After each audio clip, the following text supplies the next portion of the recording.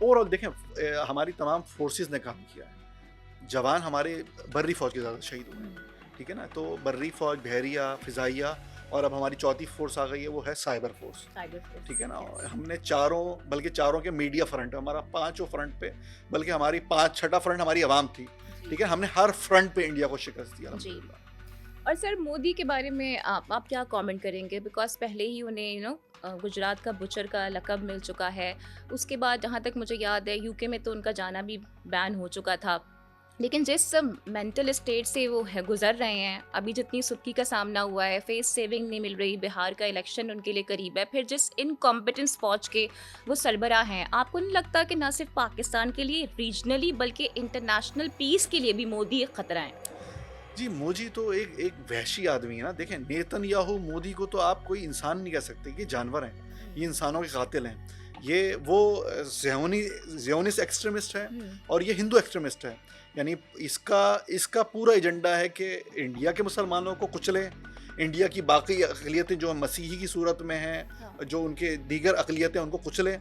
इसी तरह वो रीजन में भी यही चाहता है, बदमाशी करना चाहता है, हुँ, ठीक है। तो उसका होना तो खुद हिंदुस्तान के लिए नुकसानदेह। हुँ, देखें, अगर एक बड़ी जंग होती है तो खित्ते को नुकसान होता, इंडिया को भी नुकसान होता, तो हमें भी नुकसान होता। अगर इंडिया खुदा न खास्ता हम पे कोई बड़ा हमला करेगा तो क्या हम छोड़ देंगे उसको? हम भी राइट। उसको उससे बड़ा जवाब देंगे।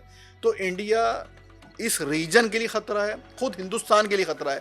ये तो हिंदुस्तान की आवाम को चाहिए कि ऐसे वहशियों को हुँ। क्यों बरसरे इख्तिदार लेकर आते हैं, क्योंकि सर क्यों हमारा जो दुश्मन है ना उसकी नेचर बेसिकली सांप जैसी है ना, वो पता है कि आपकी स्किन भी शेड करेगा लेकिन आपको डसेगा भी।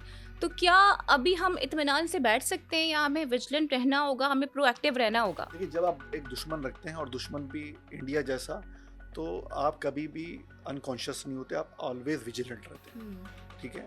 तो ये बात तो सवाल ही नहीं है कि हमारी हुँ, फोर्सेस किसी सूरत भी आराम करेंगी। उनको पता है कि इस दुश्मन के सामने हमेशा चौकन्ना रहना, और चौकन्ना रहती हैं। तभी आप देखें हमारी सरहदें महफूज रहती हैं। जी। दूसरी बात इसको समझने की ज़रूरत है कि इंडिया किसी साजिश से बाहर आ जाएगा नहीं। वो एलओसी पर और खुद हो सकता है हमारे मुल्क के अंदर साजिश करने की कोशिश करे। तो हमें अपने दाखिली पीस को भी बहुत मेंटेन करना पड़ेगा, और अपनी बॉर्डर्स को भी। हुँ, हमें दाखिली पीस को रेस्टोर करने के लिए हमारी सियासी मजहबी क़ुव्वतों को चाहिए कि वो यकजान हो जाएं दुश्मन के ख़िलाफ़, और किसी को भी ऐसा मौका ना दें कि वह अफ़वाज पाकिस्तान के ख़िलाफ़, रियासत पाकिस्तान के हुँ, ख़िलाफ़ कोई भी इक़दाम करे, कोई प्रोपेगेंडा करे, ठीक है। क्योंकि दुश्मन क्या करता है, वो डिफेमेशन कैंपेन्स के ज़रिए हुँ, आपके अपने इदारों पर एतमाद ख़त्म करता है। राइट। तो हमें इस डिफेमेशन कैंपेन्स पे नज़र रखना पड़ेगी कि वो कौन से एलिमेंट्स हैं कि जो रॉ के लिए, जो इंडिया के लिए, जो इज़राइल के लिए काम करते हैं, हुँ। और हमारे इदारों को, हमारी अफ़वाज को कमज़ोर करने की साजिश करते हैं।